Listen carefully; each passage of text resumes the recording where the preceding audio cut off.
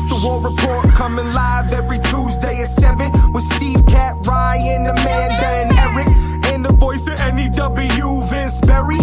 Hitting all the topics like a clothesline flurry. Turn up your speakers and hear them out. You can listen from your car, even on your couch. They too raw, who NXT? Handing out SmackDowns, follow on IG. Plus, it's sponsored by Tag Me a Date. Go to YouTube and sub now for every update. It's all wrestling here. No safe space, now listen in. Time to hear from some of the greats.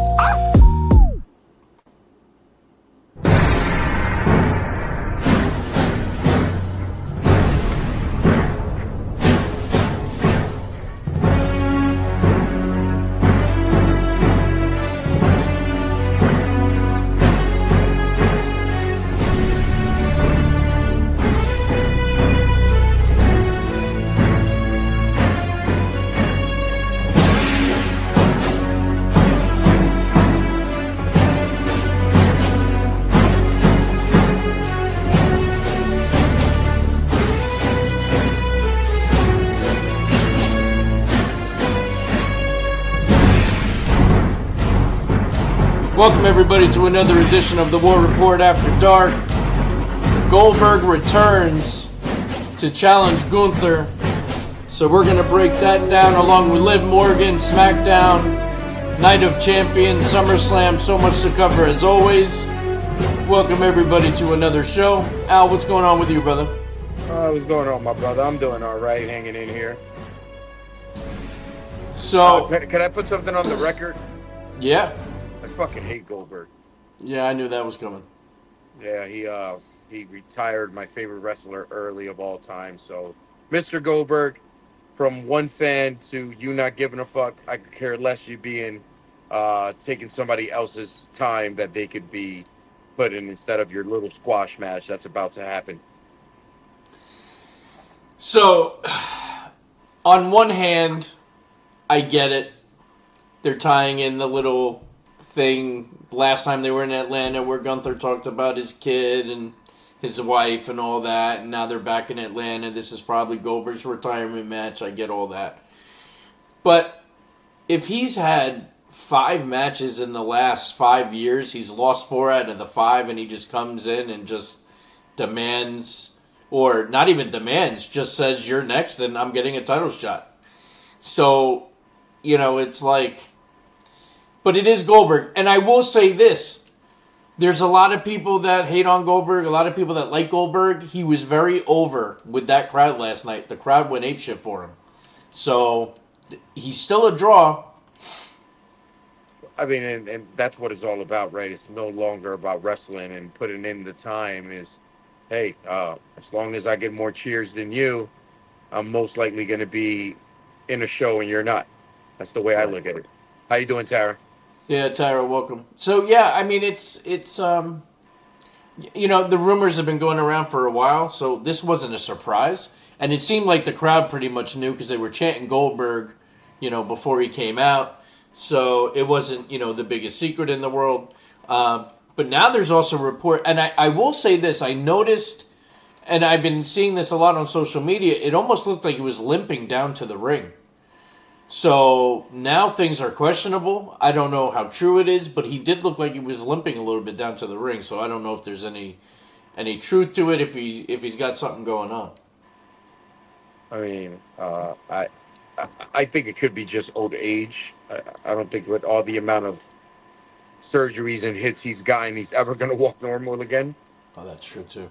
He is also walking down a ramp.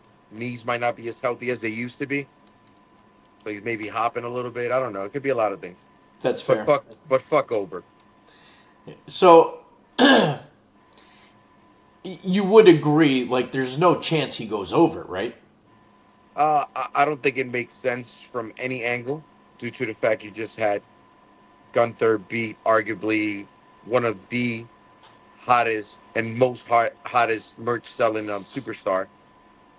So I would assume you cannot foresee Gunther losing the title no sooner than SummerSlam, and that might be a stretch.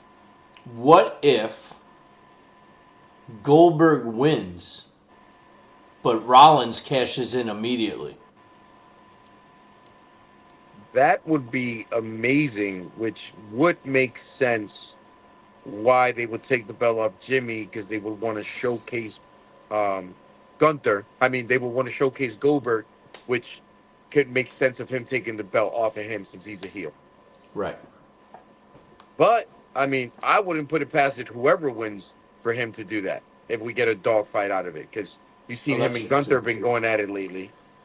And Gunther talks some shit about him on Raw. So. Yeah. They've been going at each other.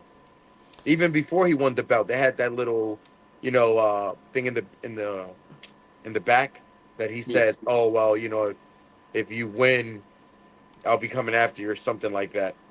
Yeah. So it'll be interesting to see where that unfolds.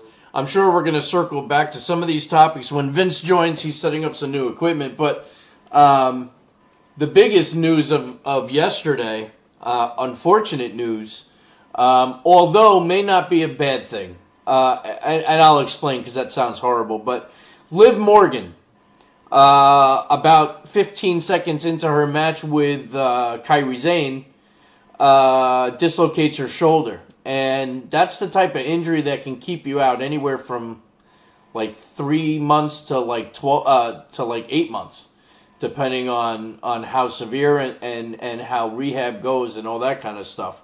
But you could tell in the replay as she goes down and she's bracing her fall, you can see it pop.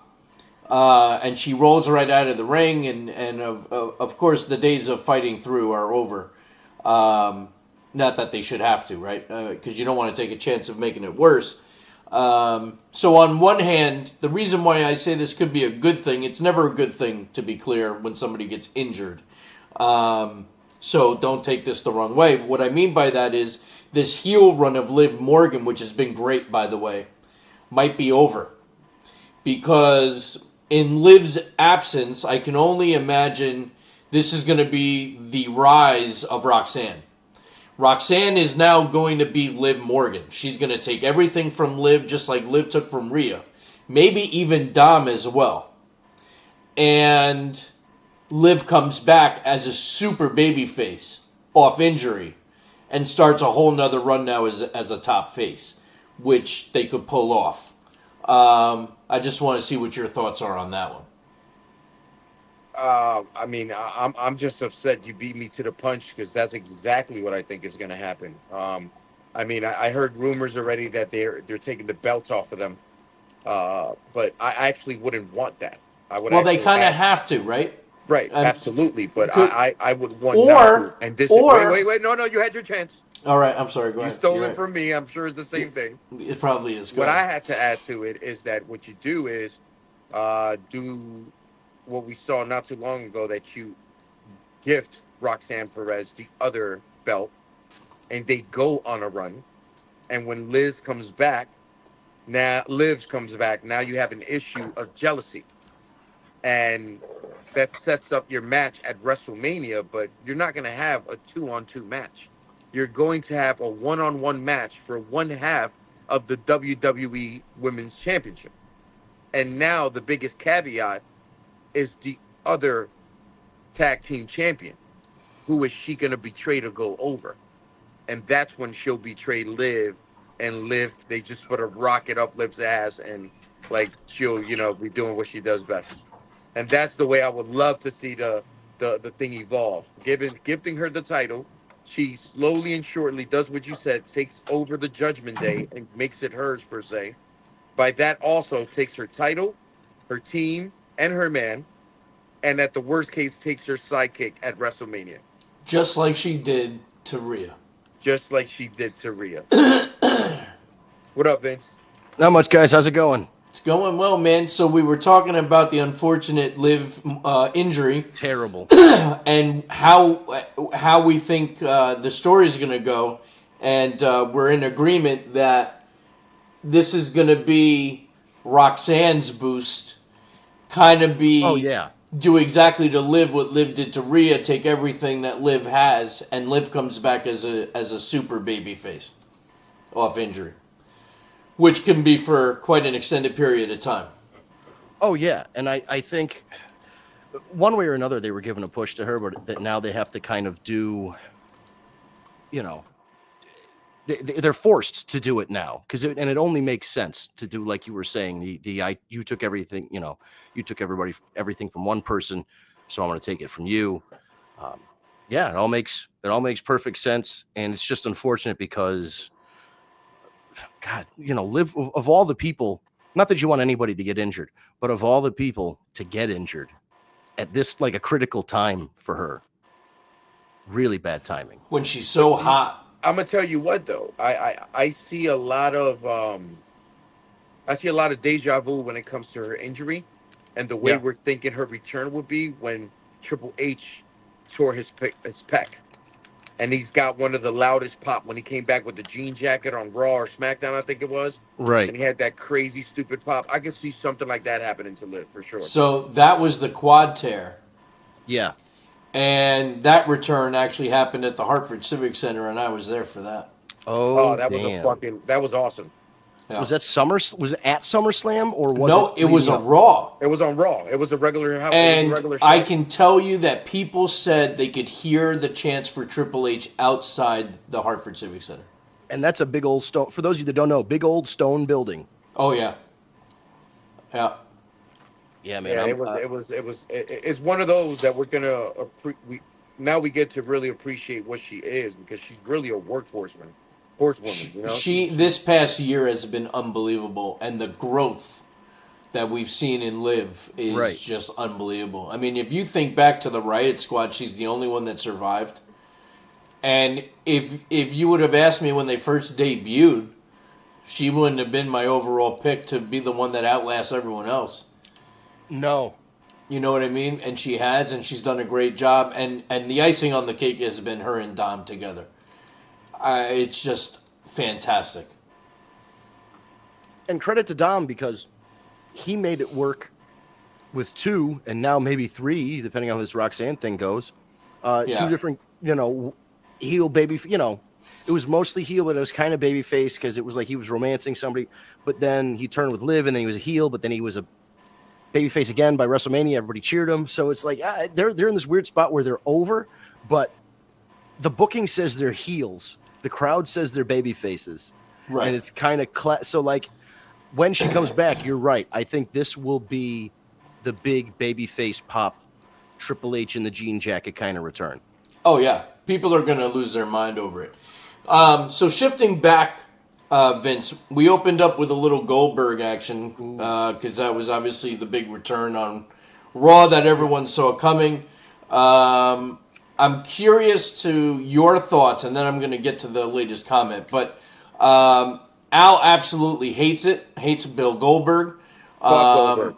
I think the match really makes no sense. It makes sense because of how they're tying it together to the last time they were in Atlanta, but ultimately I don't think they should be giving him a title shot.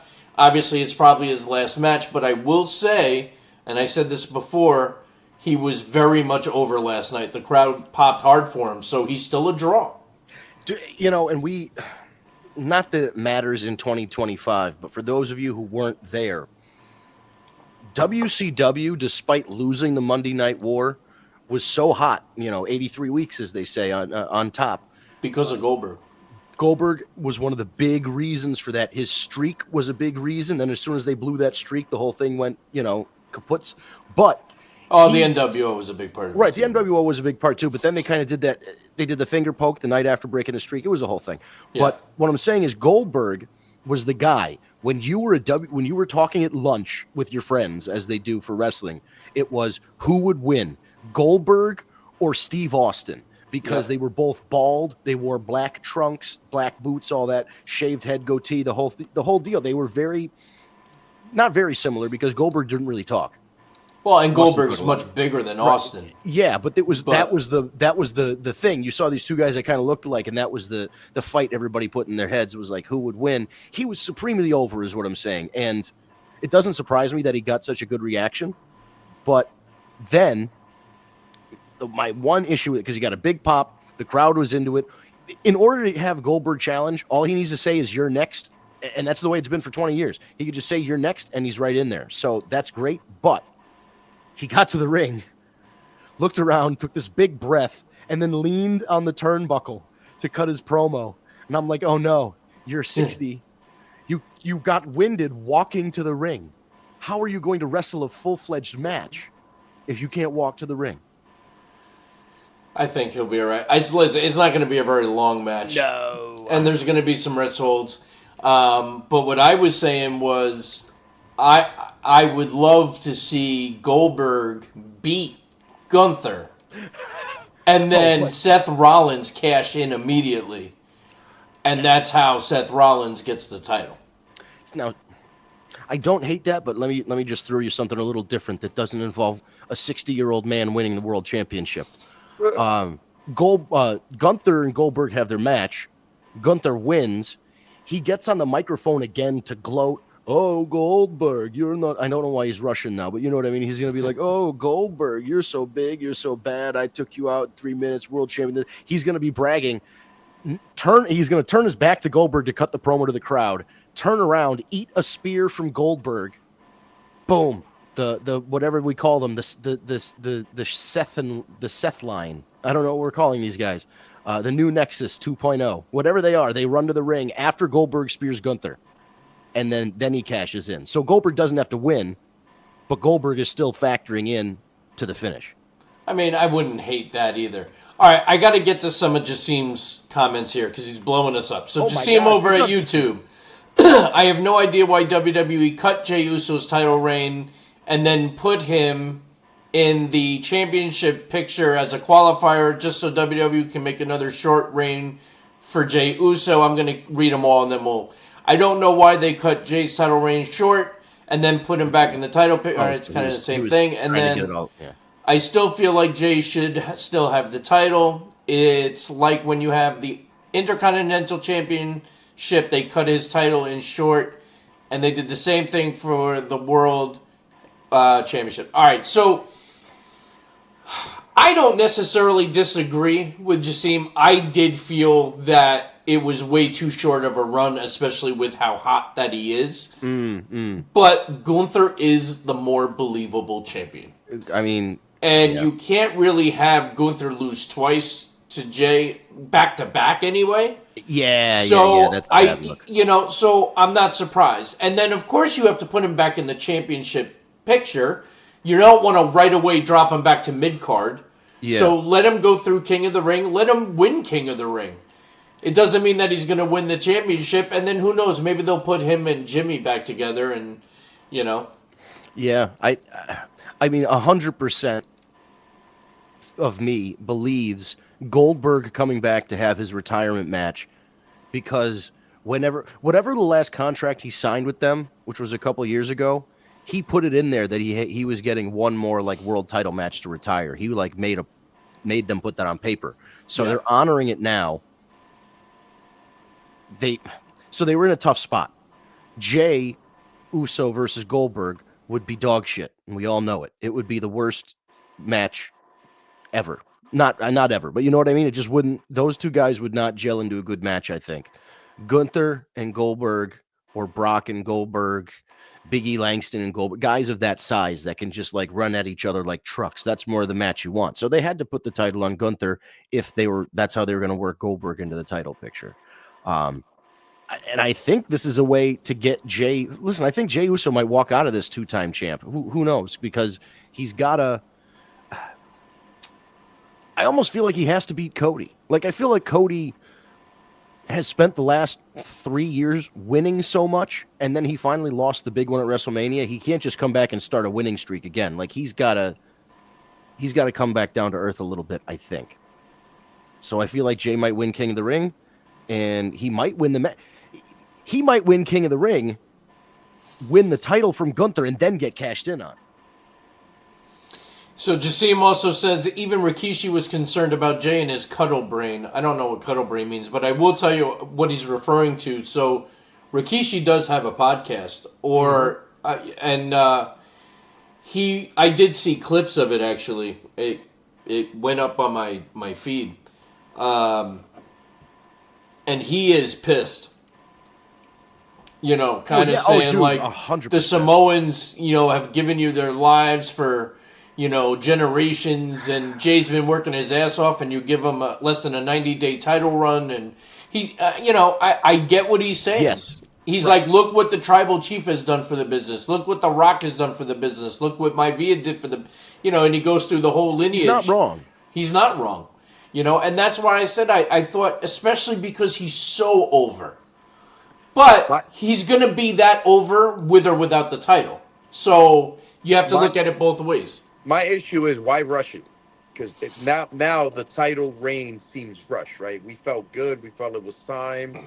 Highest merch. Everybody fucking eating. But why rush 2 title runs? Like, why rush the Intercontinental one? Why not give him a big-ass run with that? You know what I'm saying? Like a Rusev run when Rusev had the U.S. championship. But why drop him right down to mid-card? I think he's saying No. I'm saying in the beginning, before it, because they rushed this Intercontinental title run. That shit was like 2 weeks long. Well, that's what Jassim's referring to too. That IC title run that he had was real short. Yeah, it was like it doesn't make sense. Like, it's like you don't treat. If Jey Uso wasn't this hot, he would have dropped off the fucking out of the sky real quick. 100%.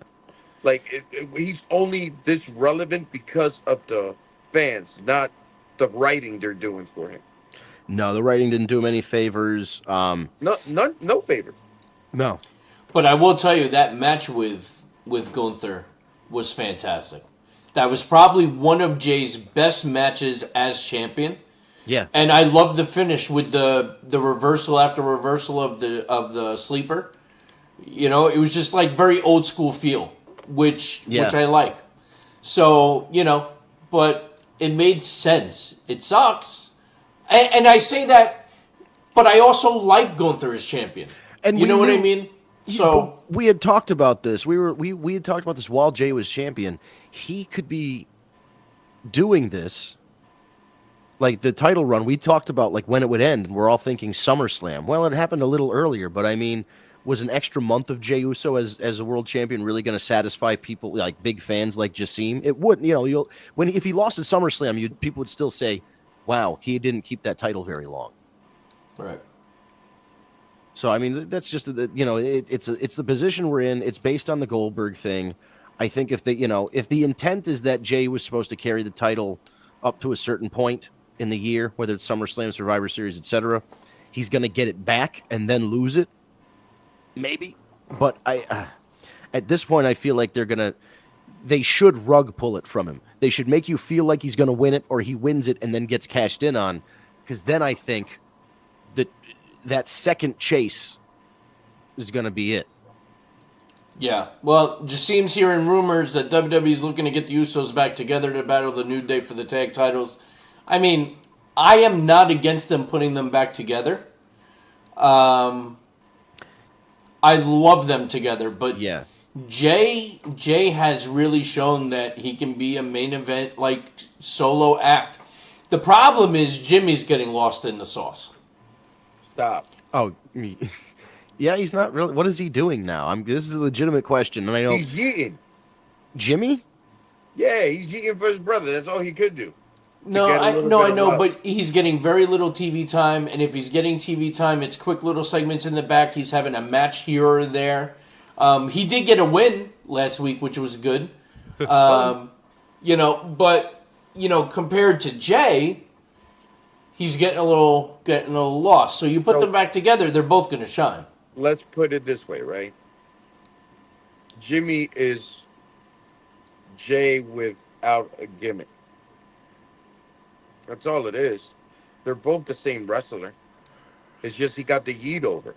If you would have switched roles, would it make, instead of Big Jim, make it Big J, and Jimmy Uso is your yeet master, you probably could have got it off. Because they said it in that Bloodline segment that Jimmy's probably the funniest one out of all of them. That's true. It's whoever got the music. Right. So it's that music. What? That music just gets you pumped. You know what I'm saying? Like the first time I heard that shit, I was like, oh, this shit is dope. Now when Jimmy's song is like, nah. Yeah, I feel like Jim.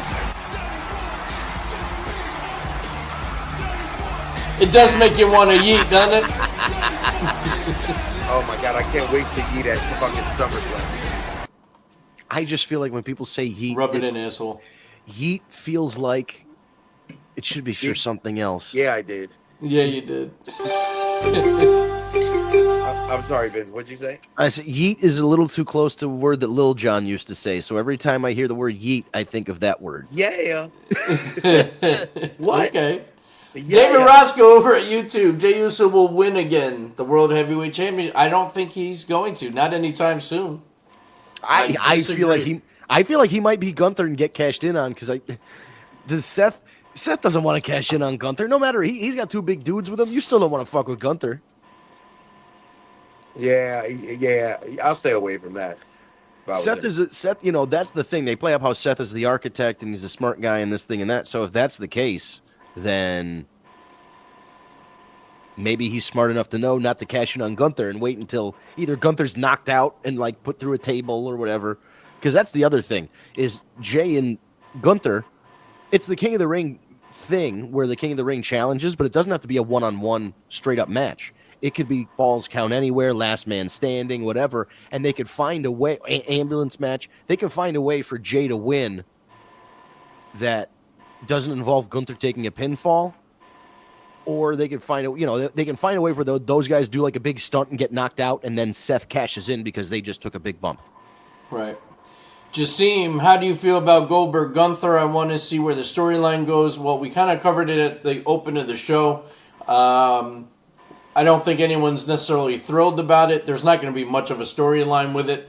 Night of Champions is a few weeks away, so it's going to be a one and done. Right. But if you want, go back and listen to the beginning of the show because we kind of dove deep into it already. SmackDown kicked off with LA Knight, Randy Orton, Carmelo Hayes, and Aleister Black. What a great match. And the finish was great with an RKO to Carmelo Hayes on top of LA Knight. And I liked how Aleister Black wasn't involved in the finish, so doesn't do anything to knock him down. But what a great match, especially a great way to open the show. Those kinds of matches are my favorite way to open the show because, as we talked about with Goldberg, back in the day, usually Raw would start off with the talking segment with DX or Mr. McMahon and Stone Cold, whatever. WCW started their show with the cruiserweights. And not that these guys are cruiserweights, but everybody kind of wrestles like a WCW cruiserweight now. And that was the thing that drew people in. People stayed with Nitro because they saw a fast-paced, high-flying match where guys did very impressive stuff. So, and keep in mind, too, it did start with them all cutting promos. Well, yeah. And then it led into the match, but right. But the opening of the thing, you want to capture people's attention, and that's the kind of match. You don't just put out some jobber, you know what I mean? You don't do a squash match. You want to open up strong. They didn't want people turning the channel to the competition, so it was it was something that WWF at the time didn't have. They didn't have a cruiserweight division really. They had their light heavyweight division, which I guess was kind of the same thing, but it really wasn't because the talent that WCW had at that time was far superior than the light heavyweight talent. Like we had Takamichi Noku, and they had Guerrero, and they had Ray, and they had Malenko, and you could keep going. I mean, it was just Psychosis and La Parka, and you can Juventud. You can keep going. Ultimo Dragon. I mean, the list is just fucking endless. So it was great. Keep in mind one thing though, right? It's you also have to understand that Vince McMahon never really believed into a small man until like the early 2000s, right? No. Like he wouldn't give him those shots. So if you were a small guy, WCW will showcase you. They had belts for you, cruiserweight belt, all that shit. You know what I'm saying? So it made sense for them to go that route and not be there because they would have been doing nothing. Right. True. I mean, that's valid. It was all Vince because Vince didn't believe in anybody that wasn't over 6 feet and like 300 pounds jacked. Like the smallest guy he had was Shawn Michaels. He was 6 foot, like 230, like the thickest human being you've ever seen. And that's by fucking Diesel, who's a huge man himself. Yeah, that's true. And then you had another fatal four-way. Cargill, Piper Niven, Nia Jackson, Mi Chin was another great fatal four-way. It's like we don't get fatal four-ways a lot. Right. We've been getting them now because of this tournament. But that was another great match. I mean, the girls really went at it. So I enjoyed that match also. Very good match. I agree. Great spots. And then so they're finally using the Wyatt Six. And it looks like they're actually building to a story with all the tag teams, and they're all kind of like afraid of the Wyatt Six, but then they're all going to act tough and be the ones to take them down. So you had the first tag team to challenge the Wyatt Six in the Motor City Machine Guns. And it was, the entrance is great. And Uncle Howdy sitting in the rocking chair and letting the team go in, and he's directing traffic from the chair and the whole day. And these guys are great. Dexter Loomis, what's the other guy's name? Joe Gacy. Joe Gacy. I mean, those two together, fantastic. So I'm loving what they're doing right now. I was a little disappointed. We did get a little Miss Bliss, which we'll go into because I liked her segment. We'll get into that, but there was no hint of any joining this week. So who knows if they're going to do it or not. But I feel like it's got to happen at some point. Oh, yeah, it's got to happen, especially if there's women's tag team titles out there that, they used to be Bliss Cross Applesauce, but now they can be whatever. The Wyatts just call themselves the Wyatt Six or have their own separate little name now as the female tag team, and they could be, the great. The Wyatts is so good, but it would be such or the Abigails the sister Abigails, the sisters, right? The sisters of Wyatt, something like that. But imagine at the end of this whole thing, she joins the Wyatts. The male Wyatts win the tag team titles for the men's side. The sister Abigails win the women's tag team titles, and then you've got them, kind of holding up the mid card, and the big feud is for who is going to be able to topple the dictatorship that is the Wyatt Six. Like, who's going to be able to challenge the whole group? Yeah. So I love that they're actually doing something with them now. It's great to see them. And then that led to another great segment with John Cena cutting another promo. CM Punk coming out. Just having those two cutting promos in the ring together is great. And a lot of truth came out, no pun intended, from CM Punk. See what you did there. You see what I did there? But with CM Punk, a lot of facts. Like saying to John Cena, it sounds like you're trying to be CM Punk. Ruin wrestling, take the title. I kind of did that already. And I did it against you because you haven't been able to beat me at my best. And like fucking really like doing what CM Punk does. And it was great. To then John Cena basically telling him, if you want this match, you're going to have to go to Saudi Arabia and fight me there. And then the truth shall set you free. And Cena gets jumped by Ron Killings in the ramp. Like, that whole segment was great. The crowd popped hard when Ron Killings came out. We're getting that darker side of Ron Killings, which I love. And now we're getting a title match next week. Dude, Ron Killings versus John Cena. They can't get rid of. There's no way Ron's going to win, but they can't get rid of this guy. Like, how can you say, oh, we're going to sign him to a contract extension to give him like 3 months or 6 months or whatever it is to finish up and have a farewell, which is nice. They're giving him a farewell, but like, you shouldn't. This guy's selling merch. He's consistently for over a decade just work. Like, he's been there for 15 years, 16 years at this point. Just remember something. They always say never. And if he continues to be at his best and the crowd stays behind him, there's no reason why they say, you know what, fuck it. Stay, let's do another extension or let's renew a contract for a longer time.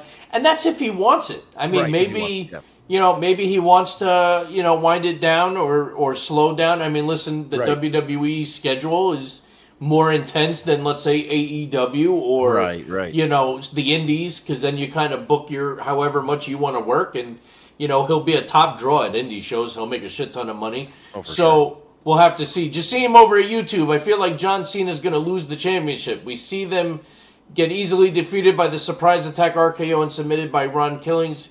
It looked like John Cena's vulnerable. Well, yeah, but the title wasn't on the line in that situation, which is why you could have John lose.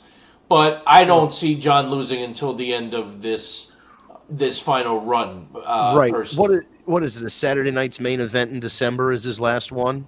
In Boston, I think. That's it, dude. It's his hometown. It's his last show. He's going out on his shield like a soldier. That's it. That's what's happening. It looked like everybody can attack John Cena from left and right. It's almost like he's weak. He's not strong anymore. Yeah, but you know what? Just see him. He's being a heel. Yeah, they can see him now. That's right. They can. First see him time now. in 20 years you can actually see John Cena. Tara, but do you really think CM Punk is going to Saudi Arabia? Tara, if they're promoting the match, then yes, he's going to Saudi Arabia. He's obviously agreed to it, otherwise they wouldn't be promoting it. So yes, I do think that's happening. Jassim, I still remember he had a look of concern on his face at Backlash because he's not a heel. It's almost like he's forced to play this role, but deep down we know he's a good guy. Listen, everything that I've heard over the last 20-something years, John Cena's been chomping at the bit and waiting for an opportunity to be heel. And I think he's doing a phenomenal job because I didn't think I would see John as a heel again in my lifetime. So yeah. I'm loving every bit of it, to be honest with you. And I know people are down on it. I know people don't. the response. People are down on it. But I like it, and I also like what Jassim is saying because you can look at it like he wrestled so long as a good guy that he was like, man, these fans, they don't like, they never appreciate me, this, that, the other thing. He turns heel, but then when he turns heel, they start cheering for him. And then he remembered, this is why I got into it, because of the fan support. Like it wasn't about the fame and the money and all that. It was about going out there and putting on a show and getting the crowd to cheer for you. And he will be a face again. And I think that's the story. I think that's the story they're telling because even like the fans will bring him back. Right. He looks conflicted when people cheer for him one more time. Thank you, John. All this stuff. If the story wasn't this, he wouldn't acknowledge the crowd.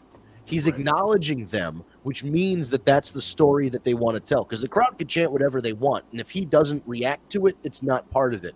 But he goes and he looks at them like, "Oh, they're cheering for me, but I don't want them to." And he's having you can see it, the conflict. He's getting conflicted. He's a good. This is the most compelling John Cena's been in 20 plus years of wrestling. Obviously, being in Peacemaker and all these other movies helps. He's got charisma out the ass. I want to watch. I don't like Andrew Santino, the redheaded comic, but he wrote this movie called Ricky Stenicki, and John Cena's like the lead in it, and I have to watch it now because I saw a clip and John Cena is hilarious. So like, I heard he's great, and I think all told, by the end of it, by the end of Saturday night's main event in Boston in December, his last match, he will be a babyface. Maybe during the middle of the match he turns. Whatever it is, by the end of the match, it'll be the Hogan turn during the match because of the crowd. Right. Like when it was Hogan Rock, and the fans ultimately brought back the red and yellow in that night. And John Cena is a very good actor. I give him props. I'm not saying that just because he's my favorite. I'm saying that because that he's a very good actor, and that's why he's my favorite. Yeah. Listen, he's doing a great job in the acting world. He did a great job in WWE. He's doing a great job now. I can't say enough about John Cena. Moving on. Yeah. Fatal 4-Way. Charlotte Flair versus Alba Fire versus Alexa Bliss versus Candice LeRae. Alba Fire gets thrown in because Chelsea couldn't make the show and demanded that they postpone the match, and they said, no, Alba's here and she'll replace you. Another great match, and I loved how Charlotte came out, and she's just about to do her spin with the fireworks, and she gets interrupted by Alexa, and Alexa comes out and then gives her that devious, evil smirk as she walks by and kind of like gives her the wave, and then it led to a great match. Another great match. I was happy with the match, and I was happy with the finish, quite honestly. I thought it was a great way to do it, where Charlotte's going for the figure 8 submission. Meanwhile, while she's doing that, Alexa Bliss does the Bliss I think she did the Bray Wyatt move. Sister Abigail. Yeah, she did the Sister Abigail to Candice LeRae and got the pinfall before the submission. So I'm glad to see that Alexa continues to move on, because going into it, I honestly thought it was going to be Charlotte all day. Well, yeah, I'm glad they figured out a finish where, because usually, it's we say it all the time on the show. You don't bet against Flair and you don't bet against Roman Reigns when it comes to picking matches, right. The finish for matches. But they found a way that she looks good. She's not getting jobbed out. She's not getting forgotten about. She factored into the finish of the match. She could have won and had the match stolen from her. So the right finish, the right person won. You don't need Flair, always winning the matches. Perfect. Well, my prediction, next round, Charlotte is going to be the reason Alexa Bliss does not move on to the finals. That's very possible. And now you're going to set up a one-on-one match between Alexa and Charlotte Flair. And maybe that's the match that something happens to Alexa that she starts to go back to the Bliss that I've been waiting for. We can only hope. We can only hope. So we'll see. And then for the main event, Cody Rhodes, Damian Priest, Shinsuke Nakamura, and Andrade. On paper, was not very super stoked for this match, got to be honest with you. I mean, you're looking at it and you go, they might as well have written, up next, Cody Rhodes and 3 guys. Right. It's like, come on. Right. Like, is there any way this is going to end without Cody winning? No other way. And then, of course, he defeats and pins Andrade. Yeah, I mean, so Cody moves on. But overall, it was a good SmackDown, and I think SmackDown was better than Raw this week. I think, SmackDown is also 3 hours, right? Because it's staying 3 hours as far as we know. As far as I know, for now, it's staying 3 hours, and Raw's been running about 2.5 on Netflix. So, and that's once you. I heard it's supposed to go back to 2 hours, but I don't know when that's happening because we've been hearing that for a while. Oh, and we also forgot to mention on SmackDown, we got a promo from Jacob Fatu, very over, not to anyone's surprise, Jacob Fatu. And Solo is giving him yet again another opportunity to come back to the family, as long as he tells him that he loves him. And I believe he has till next week. So how's that going to work out for you, Solo? So we'll see what he says next week, but that'll be interesting. And also should mention, prior to SmackDown going live, they were shooting Saturday nights, or not Saturday nights, a main event, but they were shooting, I don't know, something that doesn't air on TV. Tribute to the troops. Hikuleo made his debut in a dark match. Ah. And boy, is he a big boy. He's huge. Yeah. So the question's going to be, is he joining Solo or is he going to be Roman's guy?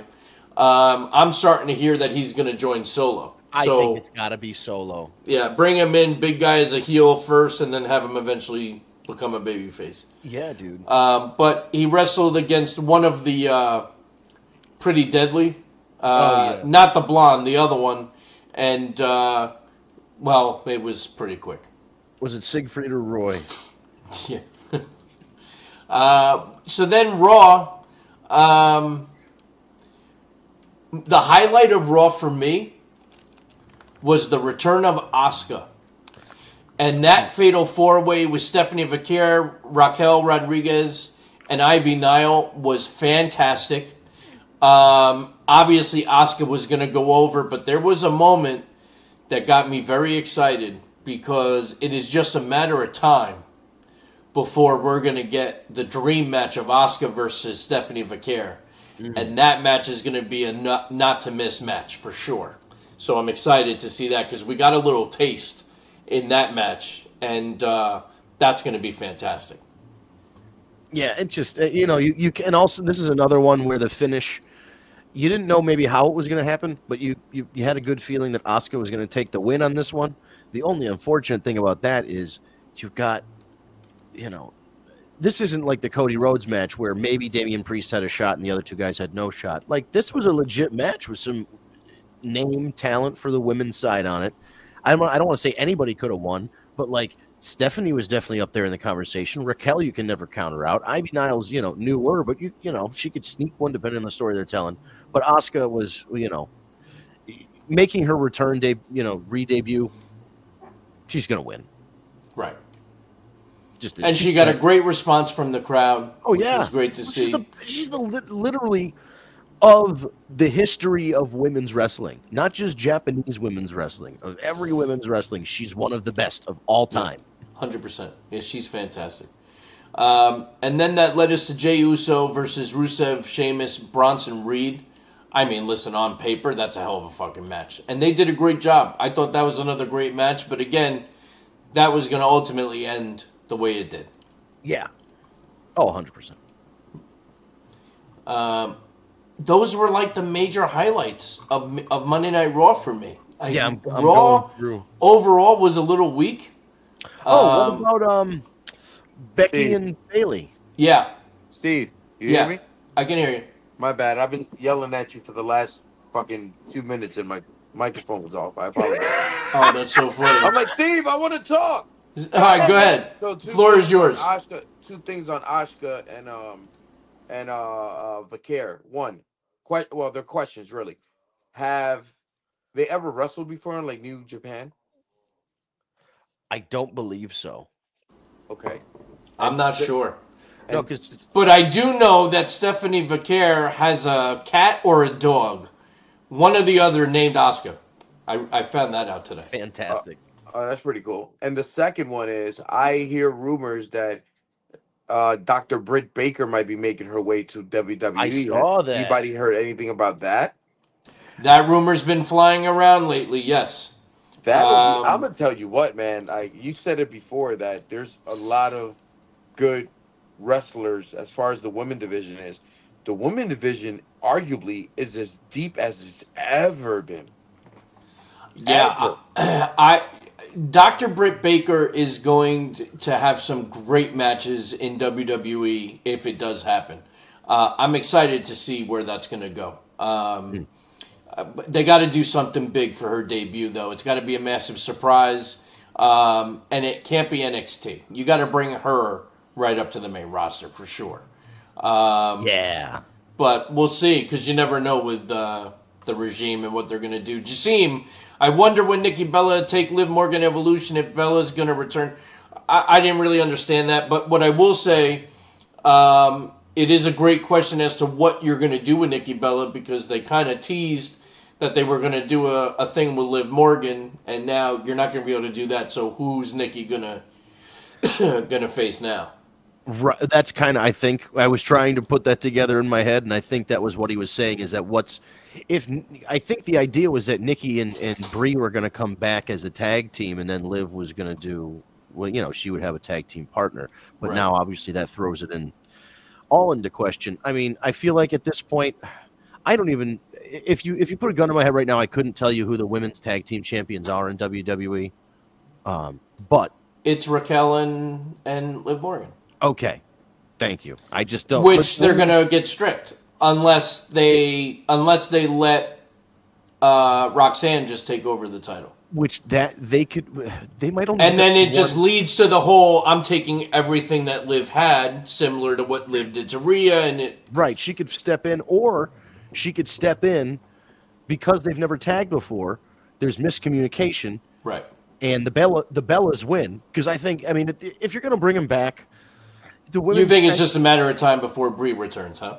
I think for at least 1 to 3 matches.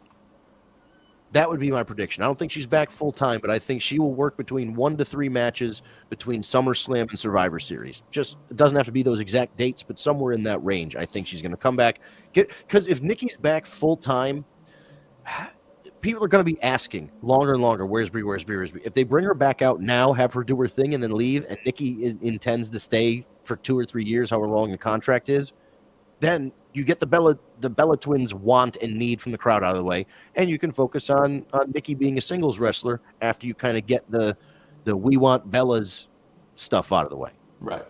Tara, I'm really looking forward to Evolution this year. I got to tell you, I am too, because the women talent is so stacked that it really should be a great pay-per-view. And you don't need to bring back all the women legends because you have enough talent in that locker room to do a full pay-per-view, and it should be great.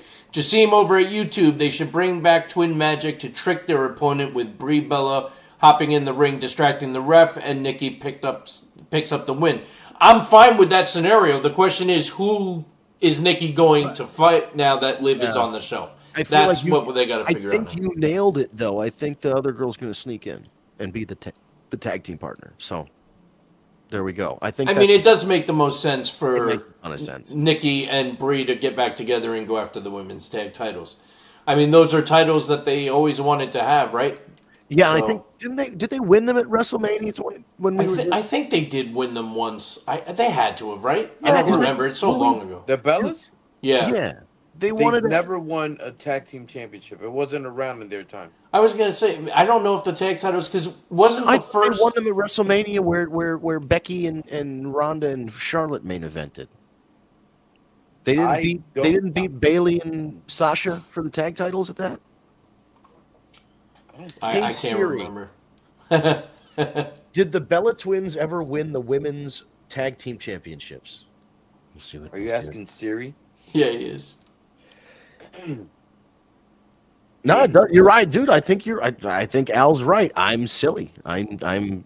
Somebody on TikTok's going to get very mad now. They're actually. I think that's the reason. You don't know what you're talking about. Yeah, but here's the deal. I think that's the story behind bringing them back. That is a great way to bring them back. They never won championship gold. Yeah. Yeah. Then there we go. It's built in. Jasim, I smell a breakup in the Judgment Day, and I see Finn leaving the Judgment Day. I don't know why. Just have a feeling something's going to happen. They've definitely been teasing that something is going to happen in the Judgment Day, and it does. In the end, this is going to lead to a Dom Finn feud because those two are trying to one-up each other, almost trying to be the leader of the Judgment Day when there's not supposed to be a leader. So there's definitely animosity that's been building. So, yes, you're 100% right. Something big is going to go down sooner than later. And I also think because Finn, the idea was Finn kind of brought in Roxanne Perez knowing that he could use her to kind of break up Liv and Dom and like basically break up Judgment Day from the inside. And I think that might be this, based on the facial expressions that Finn's pulling in the background while all this stuff's happening. I think that's the direction that they're going. And if you notice, Raquel was picking up on it too, because she made a face after Finn was like, I know she said not to do this, but I have an idea. Come with me. So there's friction. Something big's definitely going to go down. Yeah, because I think, there's definitely friction. But the only problem I have, this is not a problem yet. It can't be A-Town Down, where they tease a breakup for 18 months and they're still fucking together.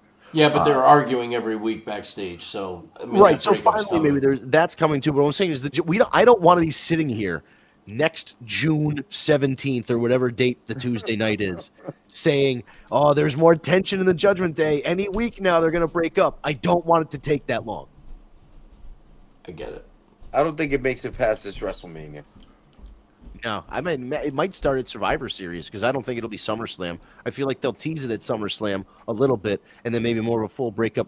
I mean, Survivor Series is perfect. You do like an elimination. You do a Survivor Series match and then just have them all miscommunicate and Finn walks off and doesn't take a tag from Dom and, gets counted out intentionally or disqualified. Whatever, there are ways Survivor Series used to tell a story with the competitors that were on each team, because the guys so that were on great. each team had feuds against each other already, like Rick Martel and Jake the Snake, and there were reasons for them, and then there were reasons for each of their partners to fate. There was a whole thing. So I feel like if they got back to the story of Survivor Series, you could take the Judgment Day mixed like intergender, whatever you want to call it, Survivor Series match, Judgment Day against 5 whoever, they'll find somebody, and have them lose. And then that's the worst part. They were a faction that lost to 5 random people or 5 random wrestlers. And then that causes more tension. And if Finn walks off and kind of ends the group, that's a good direction. Yeah, I agree.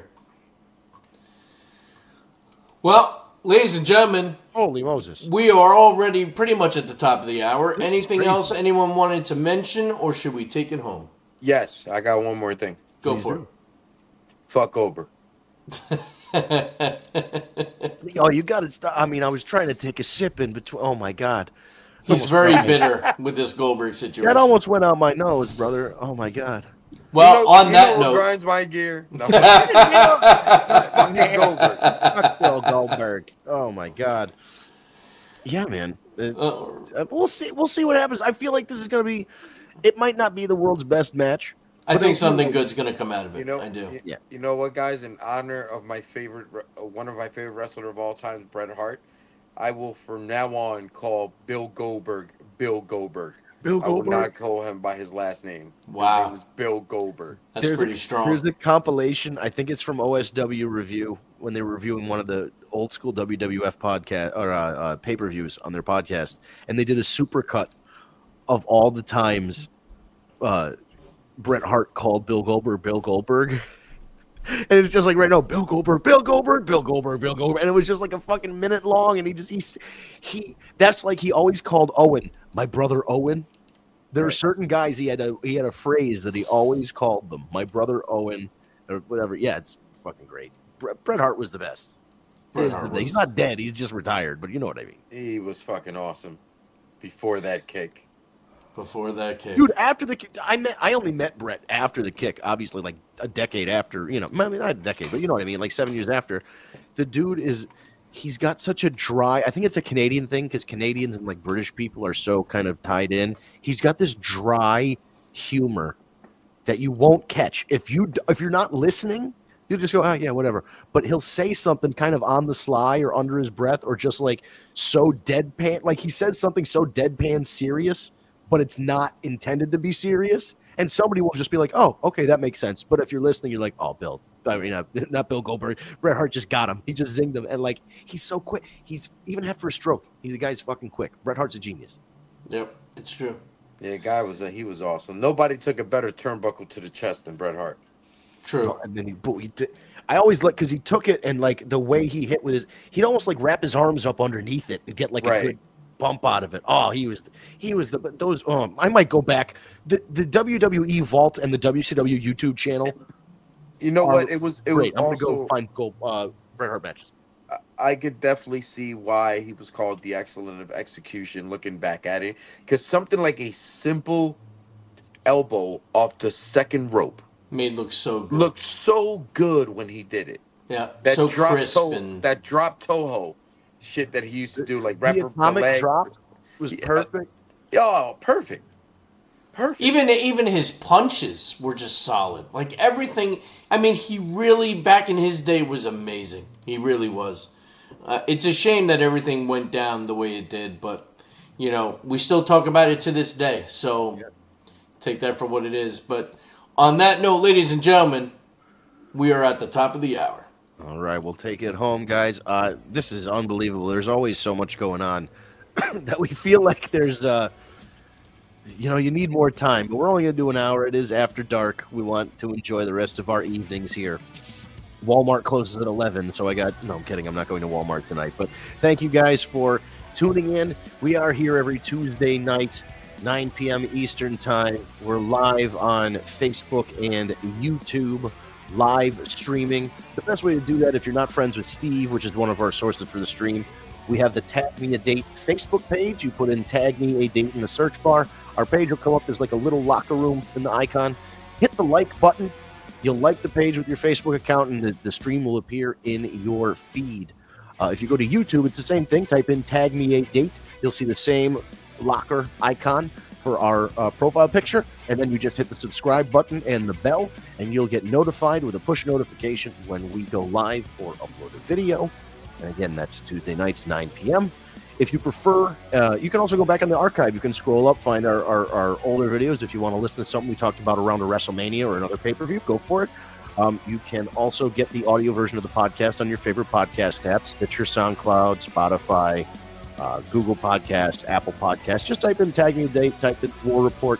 You'll see it. You'll see the graphic here. That's to my side here in the corner, the War Report After Dark. It'll have Steve and Vince's name is in the description. You just hit the subscribe button, and about within an hour of the show going off the air, the audio is taken by Ryan and uploaded to all of the podcast apps. So that's all you have to do for that, to take it with you on your phone or your tablet while you're cooking dinner or driving around town, whatever it is where you need to listen to a podcast. And last but not least, give us a follow on social media at Tag Me a Date. That's all one word. You'll find us on Twitter /X, Instagram. A lot of social medias at the YouTube and the Facebook are all at Tag Me a Date. The one different one is TikTok. TikTok is the War Report Podcast. That's all one word, no spaces or nothing. The War Report Podcast on TikTok. TikTok and Instagram, we post reels and shorts about what we talked about the week prior to hype you up for next Tuesday's show. So give us a follow, like our posts, share the podcast. The more you like it, the more you share it, the more we show up on other people's algorithms. And that only helps the show out. So thank you so much, Justine, Tara, David, everybody else that commented tonight. We'll be back next Tuesday. I was trying to do it as the music faded out and I didn't get it. Oh, well. We'll be back next Tuesday night, 9 p.m. for another edition of the War Report After Dark. Thank you guys so much for tuning in. Have a great week, everybody.